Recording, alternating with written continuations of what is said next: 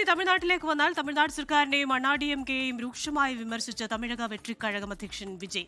D-M-K പ്രകടന പത്രികയിലെ വാഗ്ദാനങ്ങൾ പാലിക്കപ്പെട്ടിട്ടില്ല. മുഖ്യമന്ത്രി എം.കെ. സ്റ്റാലിൻ വെറുതെ പറയുന്നത് പോലെ താൻ പറയില്ലെന്നും വിജയ് കൂട്ടിച്ചേർത്തു. ഡി-എം-കെയ്ക്ക് വോട്ട് ചെയ്യുന്നതും ബി.ജെ.പിക്ക് ചെയ്യുന്നതും ഒരുപോലെ. മുൻ മുഖ്യമന്ത്രി ജയലളിത പറഞ്ഞതൊക്കെ അണ്ണാ-ഡി-എം-കെ മറന്നു. എന്തിനാണ് ബി.ജെ.പിയുമായി സഖ്യമെന്നാണ് എം.ജി.ആറിന്റെ അനുയായികൾ ചോദിക്കുന്നതെന്നും വിജയ് പറഞ്ഞു. இந்த பாசிச பாஜக அரசோட எப்பவுமே நாங்க ஒத்து போக மாட்டோம்.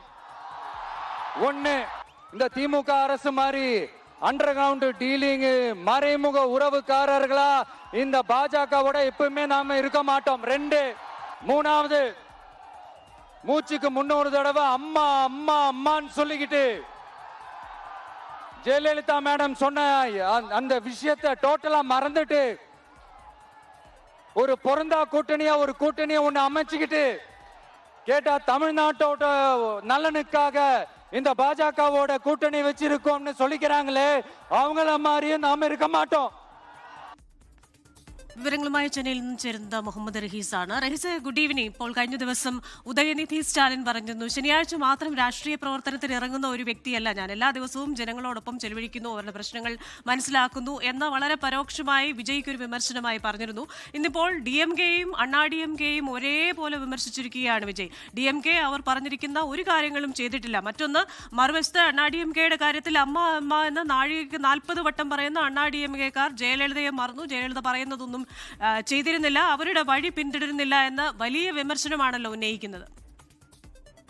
ക്രിസ്റ്റീന, പ്രധാനമായിട്ടും ഡി-എം-കെയുടെ പ്രകടന പത്രികയിലെ വാഗ്ദാനങ്ങൾ പാലിക്കപ്പെട്ടിട്ടില്ല എന്ന് വിജയ് ആവർത്തിച്ചിരിക്കുന്നു. അതിൽ ഓരോന്നും നമ്പർ പോലും എടുത്തു പറഞ്ഞുകൊണ്ടാണ് വിജയ് ഇന്ന് വിമർശിച്ചത്. അതായത് രാവിലെ അദ്ദേഹം നാമക്കലിലാണ് സംസാരിച്ചത്, ഇന്ന് വൈകിട്ട് അദ്ദേഹം കരൂരിലും സംസാരിക്കുന്നുണ്ട്. അപ്പോൾ നാമക്കലിൽ എത്തിയിട്ട് പ്രധാനമായിട്ടും നാമക്കലിനെ സംബന്ധിച്ചുള്ള ഡി-എം-കെ പ്രകടന പത്രികയിലെ ഓരോ വാഗ്ദാനങ്ങളും അത് നമ്പർ സഹിതം പറഞ്ഞുകൊണ്ട് അതിന്റെയൊക്കെ സ്ഥിതി എന്താണ് എന്ന് ചോദിച്ചാണ് വിജയ് തന്റെ പ്രസംഗം ആരംഭിച്ചത്.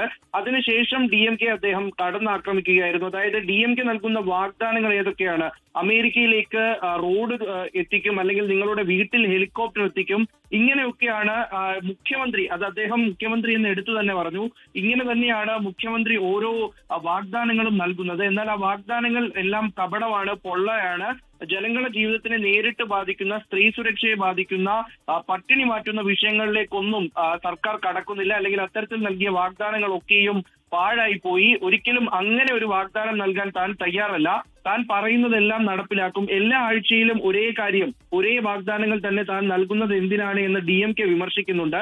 എന്നാൽ ജനജീവിതത്തിനെ ബാധിക്കുന്ന കാര്യമാണ് താൻ പറയുന്നത്, അതല്ലാതെ താൻ എന്താണ് പറയേണ്ടത് എന്നുകൂടി വിജയ് എടുത്തു ചോദിച്ചു. പിന്നാലെയാണ് അദ്ദേഹം എ.ഐ.ഡി.എം-കെക്കെതിരെ നീങ്ങിയത്. അതിൽ ഏറ്റവും പ്രധാനം ജയലളിതയുടെ പേര് എടുത്തു പറഞ്ഞുകൊണ്ട് വിജയ് അണ്ണാ-ഡി-എം-കെ വിമർശിക്കുകയാണ്. കഴിഞ്ഞ ആഴ്ചയൊക്കെയും, അല്ലെങ്കിൽ ഈ റാലി തുടങ്ങിയപ്പോൾ മുതൽ എം.ജി.ആറിനെ അദ്ദേഹം ഈ റാലിക്ക് കൊടുക്കുന്ന ഒരു സ്പേസ് ഉണ്ട്, പ്രാധാന്യമുണ്ട്.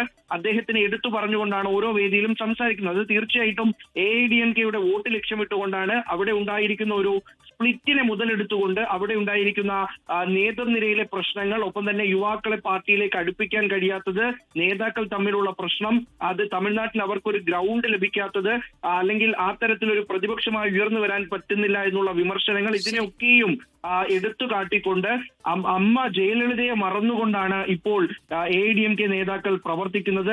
ജയലളിത പറഞ്ഞതൊക്കെയും അവർ മറന്നു കളഞ്ഞു. ഒപ്പം തന്നെ എം.ജി.ആറിന്റെ അനുയായികൾ ചോദിക്കുകയാണ്, എന്തിനാണ് ബി.ജെ.പി എ.ഐ.ഡി.എം-കെ ആയി ഒരു കൂട്ടണി ഉണ്ടാക്കിയിരിക്കുന്നത്, അല്ലെങ്കിൽ ഒരു മുന്നണി ഉണ്ടാക്കിയിരിക്കുന്നത് എന്തിനാണ് എന്ന് ചോദിക്കുന്നു. ഇതൊരു അവസരവാദ മുന്നണിയാണ്, അപ്പോൾ അതിനെ ജനങ്ങൾ തള്ളിക്കളയും, എം.ജി.ആറിന്റെ അനുയായികൾ തള്ളിക്കളയുമെന്ന് പറയുന്നു.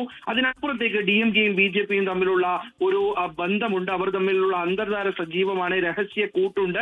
അങ്ങനെ വോട്ട് ചെയ്താൽ, അതായത് ഡി-എം-കെക്ക് വോട്ട് ചെയ്യുന്നത് ബി.ജെ.പിക്ക് വോട്ട് ചെയ്യുകയാണെന്ന് കൂടി പറയുന്നു. അതിനൊരു പ്രത്യേക കാരണം കൂടി. അമ്മയെ മറക്കുന്ന എ.ഐ.ഡി.എം-കെക്കാർ, അതുപോലെ തന്നെ തെരഞ്ഞെടുപ്പ് പ്രകടന പത്രികയിലെ വാഗ്ദാനം മറന്ന ഡി-എം-കെക്കാർ, ഇരുകൂട്ടർക്കും കനത്ത വിമർശനമാണ് ടി.വി.കെയുടെ നേതാവ് വിജയ് ഇന്ന് നൽകിയിരിക്കുന്നത്. മുഹമ്മദ് റഹീസാണ് ചെന്നൈയിൽ നിന്ന് വിശദാംശങ്ങളുമായി ചേർന്നത്. ലോകത്തെവിടെയായാലും ഏത് സമയത്തും 24 വാർത്തകളും ഓഗ്മെന്റഡ് റിയാലിറ്റി പാക്കേജുകളും എക്സ്പ്ലെയിനറുകളും വിശദമായി കാണാൻ ഞങ്ങളുടെ യൂട്യൂബ് ചാനൽ നിങ്ങൾക്ക് സബ്സ്ക്രൈബ് ചെയ്യാം.